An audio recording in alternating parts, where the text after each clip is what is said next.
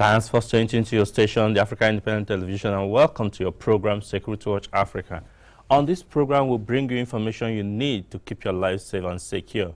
Wherever it is, we'll make sure we bring it to you. Security and safety is paramount for any man or any woman or any living thing to be alive. Wherever you are, you need security and safety. And that is why we preach every day that we all must become security conscious so that we can live and think of development. Without security, there can't be any development. And that is why we must be conscious of our environment. Report to the security agencies. Once you notice any movement that is suspected, it's better you report than to think that it doesn't matter. What may not matter today might become a big issue tomorrow, especially at this time where we are witnessing global increase in terrorism and insurgency. Everybody is getting worried and disturbed. Recently in Borno State, we heard of the teenage girl who, among the 3 that were sent to go and detonate bombs in the IDP camps, she couldn't make it. Halfway, she decided to change. She changed her mind. It means that we still have some that have conscience, that has feeling. This young lady felt that the mission she's going to will kill so many people. And indeed, her other colleagues, 2 other ones that carried out their mission, killed so many people. But halfway, she turned and ran for safety into the hands of the law enforcement agencies. That, I must say, is God that saved lives on that day. We believe that people can help to ensure that we all are safe. All parts of the country, Nigeria today, we're experiencing one security challenges or the other. In the northeast, we're having this issue of terrorism and insurgency. In the southeast currently, we're having agitation by the independent people of Biafra that has claimed so many innocent lives. Some people have said this really it's meaningless. Why do you have to create problem that will threaten other people's life? Recently in Aba, we had some of them gathered together in a school where school children were in session. And that led to the military coming in, and there were issues and shooting ensued and people were killed. Imagine if those innocent children in the classrooms were affected by any of these stray bullets, what would have happened? In some parts of the southeast and south and north, southwest, you have kidnapping on the increase. Many people these days fear that their life are actually in danger. They don't know who next will fall victim. We're having people breaking into people's houses these days, trying to dispossess them of their valuables. Some are being threatened that if they speak, they will come back and revenge. It's a time that we all need to be very, very security conscious and report to those authorities so that something can be done. But like I've always said, the security which you provide to yourself is that which is foolproof. You don't need anybody. First and foremost, the first line of security, the primary security, should start from you. Once you protect yourself, then other law enforcement agencies can follow suit. Welcome to the program today. My name still remains Patrick Abambo. Last week we started, 2 weeks ago, we started to show you our visit to the Boko Haram enclaves, where people said, how did the people made it? Well, but by the grace of God and the determination to be able to bring to Nigerians and our teaming viewers what the situation is in the Northeast. We visited some of those communities that have been liberated by the Nigerian military. I said it last week and I'm still saying it. We must support our law enforcement agencies. The Nigerian military have done so well to be able to reduce the actions and the activities of these insurgents. And the other security agencies are supporting. So we must support them in our prayers, in kind words, in any way we can, so that we can make them do better. Thank God now they're getting more and improved equipment to fight. They need Nigerians to give them information and to pray for them. So we'll continue with that report, after which we'll come back and look at some issues arising. We have some of your comments. After the report, we'll be taking some of your comments. But you are free to send us comments and your views through our feedback channels on our Twitter account, you can reach to us. On the Facebook fan page, you can reach to us. And mind you, we're also on YouTube, so you can watch the previous editions of this program for whatever information you need. So you send us email through our email account. So all this will be displayed on the screen for you to see. But meanwhile, sit back as we'll bring you the continuation of the report of our visit to the Northeast. That they are not happy staying here. They are suffering.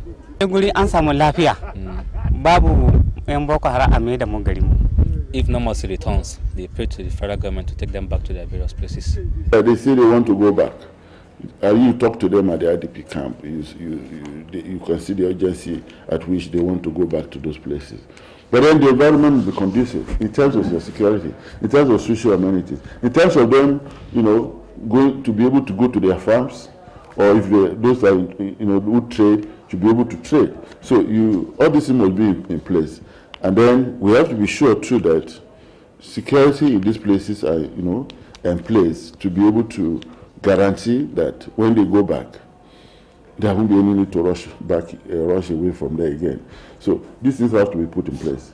And we are happy that government is doing its best to ensure that when they start moving, the environment will be more conducive, security will be in place, social amenities will be in place, they will be able to do their farming, they'll be able to do their trading, and then a possibility of school and all that. So their movement into their normal place of abode is going to be segmented, and government possibly will come out and put all these processes in place. So it's not just rushing them, and then if the things are not available or adequate, then there'll be a little problem.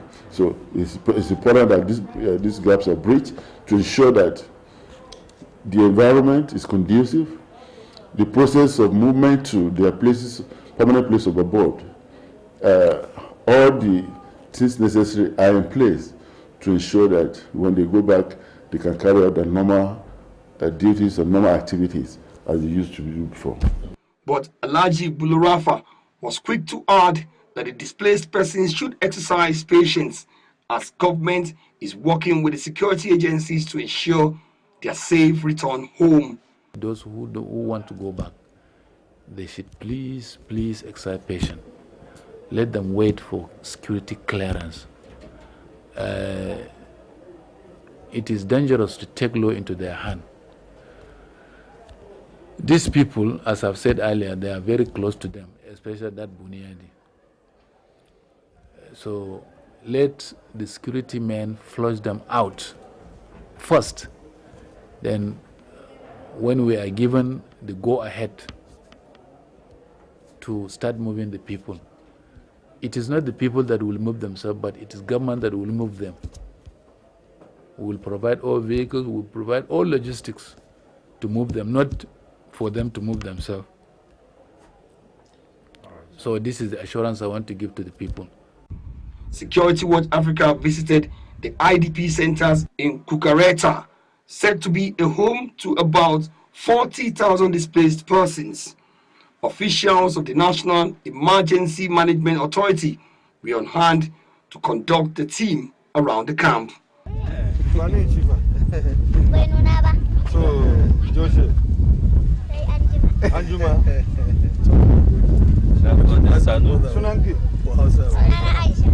On the police component of the fight against insurgency in Yobe State, the Commissioner for Police of the state, CP Sana Ibrahim, said that the police have killed many of the insurgents and recovered arms and ammunition from Boko Haram elements.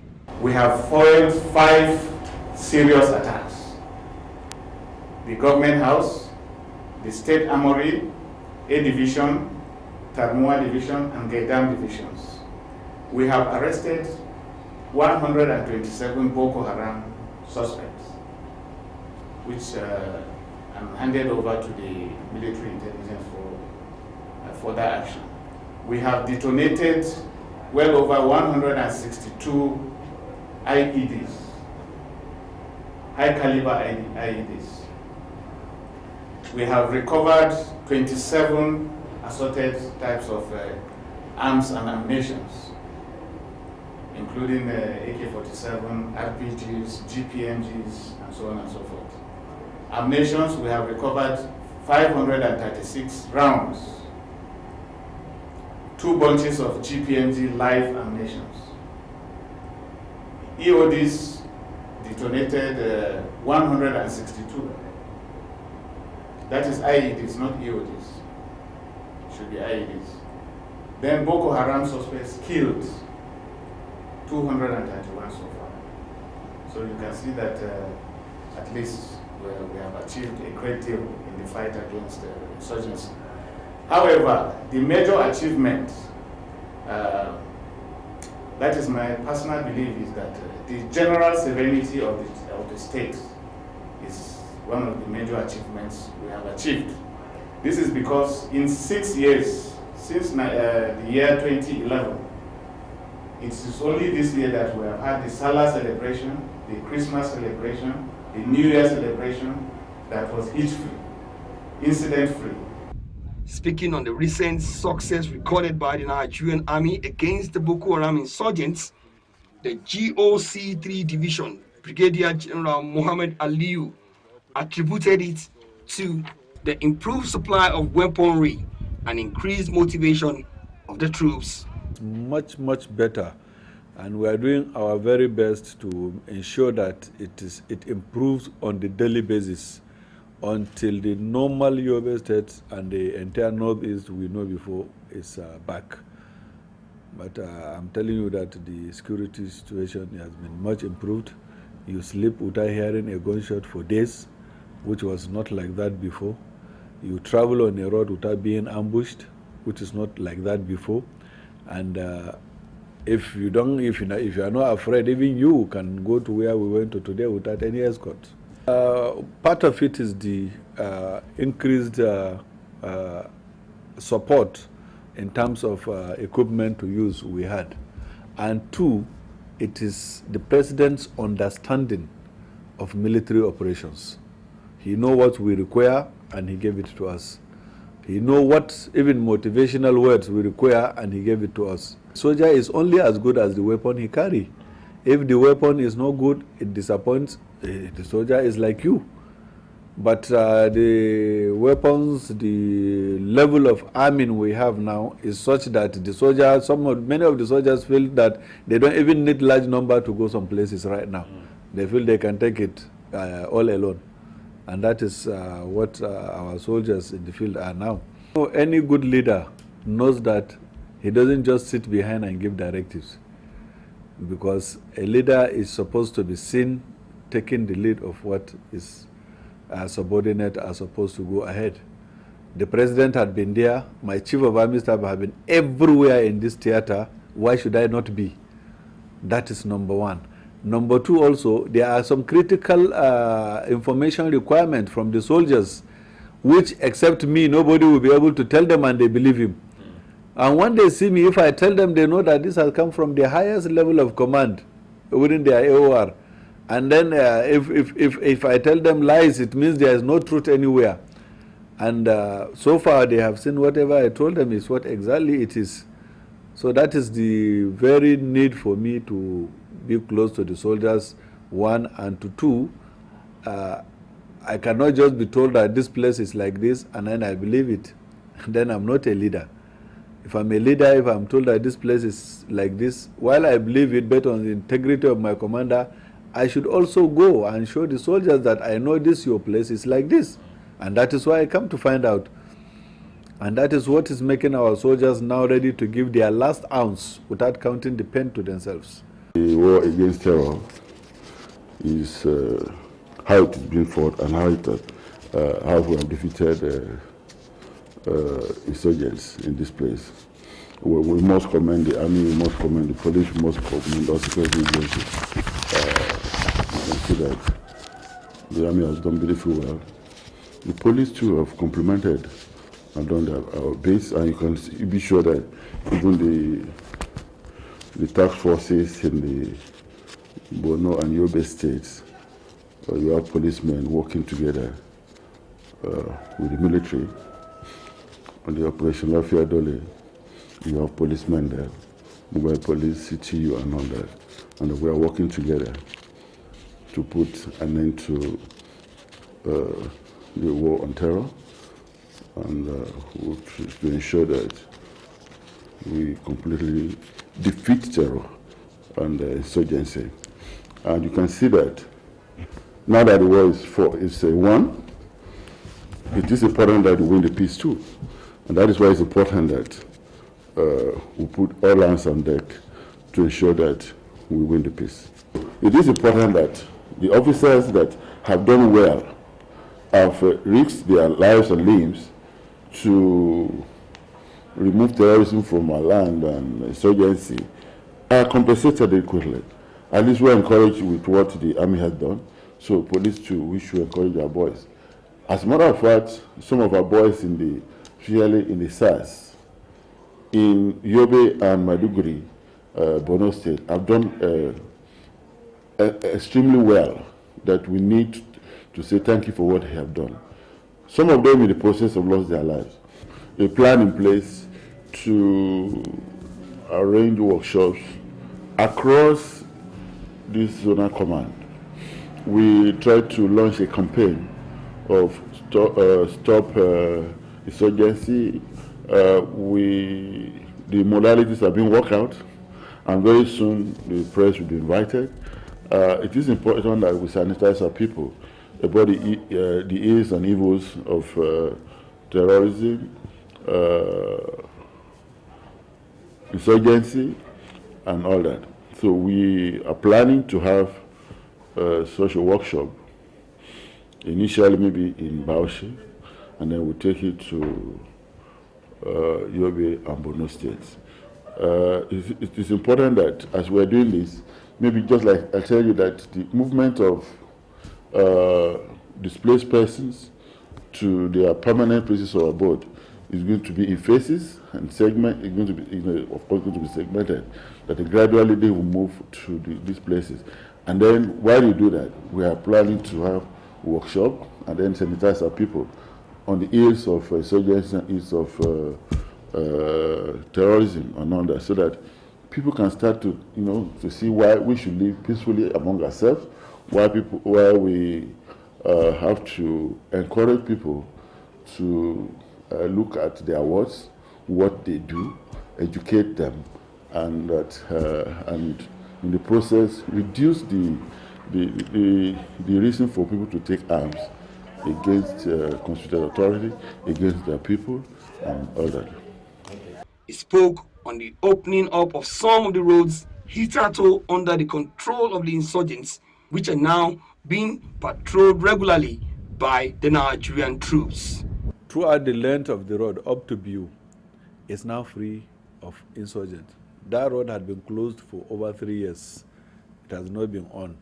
And within that 90 days, our troops were able to undertake operation, establish their base in those areas. And right now, like I told you, what we are working on is to make that road commercial, open to commercial activities and socio-economic activities. So having seen that, you can gracefully say that it has been technically achieved, like Mr. President has said. General Aliu called on the public to continue in their support of the Nigerian troops. The civilians, not knowing what military operations are, and knowing that any shot that is fired can kill somebody, they are traumatized. So it is my duty to put them in the right frame, to be able to stay well where they got back to, and to be able to feel the confidence to tell me that, to assist me in doing my job. So actually that particular aspect lies with my Department of Civil Military Relations, which they are doing very well, and they are sensitizing the civilians in all areas that we need them to go back to. The readiness of the Nigerian troops to win the war against the insurgents was demonstrated by these soldiers. 5 years is not easy to fight in Boko Haram. But we promise Nigeria we are going to clear that out to make our country to be happy. God bless Nigeria. Good. God bless Nigeria.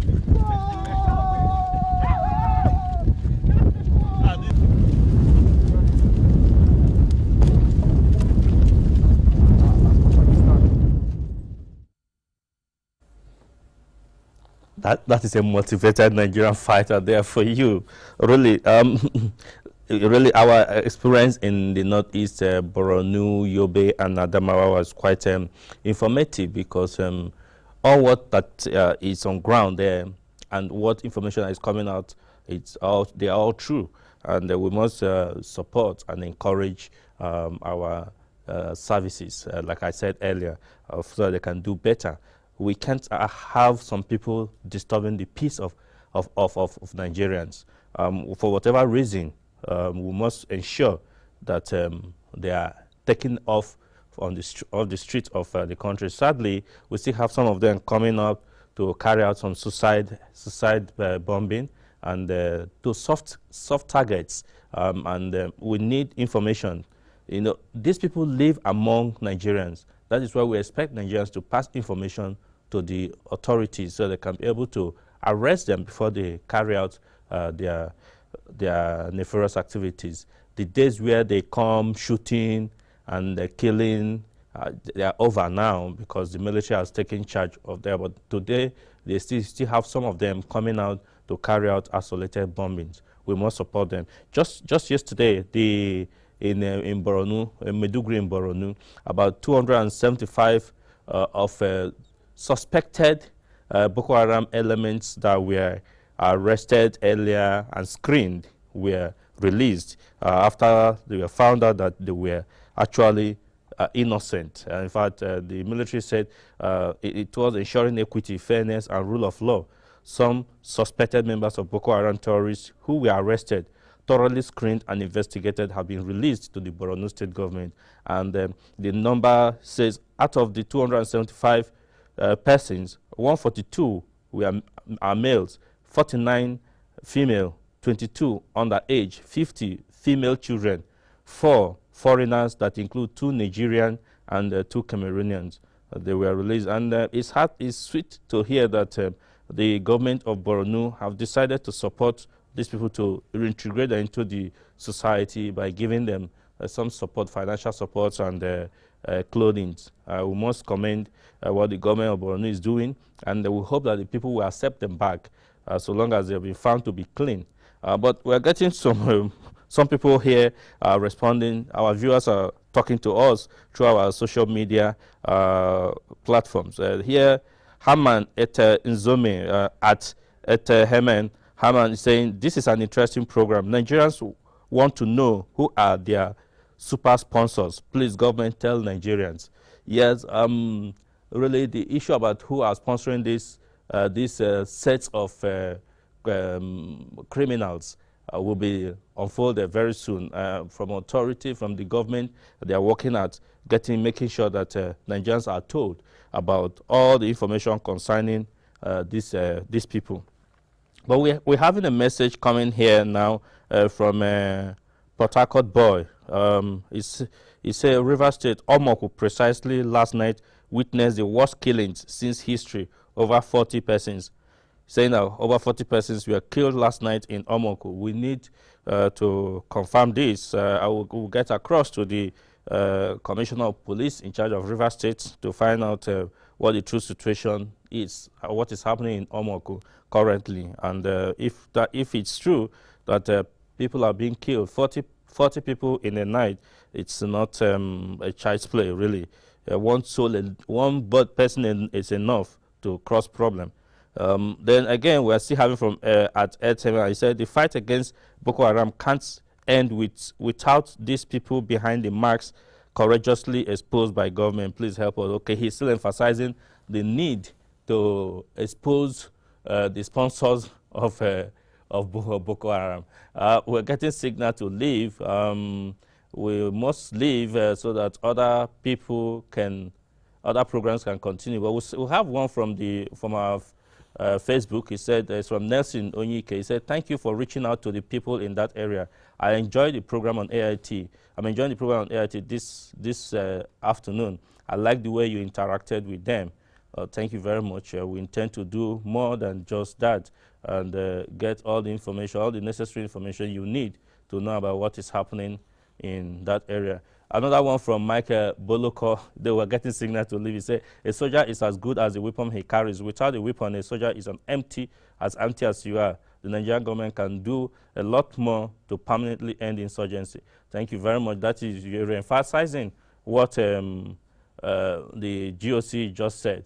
I have somebody who says he's watching our program currently in far off Nigeria. He's not in Nigeria. Yeah, thank you very much, my brother Inyanka, because you're in Nigerian and it's good you're following what is happening in the country currently. We must leave, but like I said, from our own research, we found out that to be able to successfully eliminate this insurgency, we will need nothing less than about 100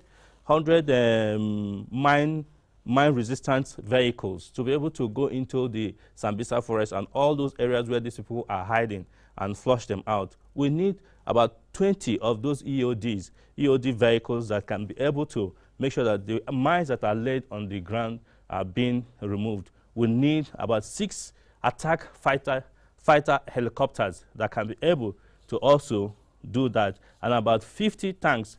These are what we need. And I believe, though we're having paucity of funds all over the country, but we believe that if government put resources together, we can get this and provide a safer Nigeria for everybody. Because with the insurgency taking place, investors will find it difficult to come to this country. On that note, we must leave for other programs to continue, but I'm sure that you must have gained 1 or 2 things from the program. If you have, communicate to us, feedback to us so that we can talk and get your information across to the agencies concerned. And like we always say, please watch your back. Ensure that you do not expose yourself to criminals. Until next week, remain blessed. Bye for now.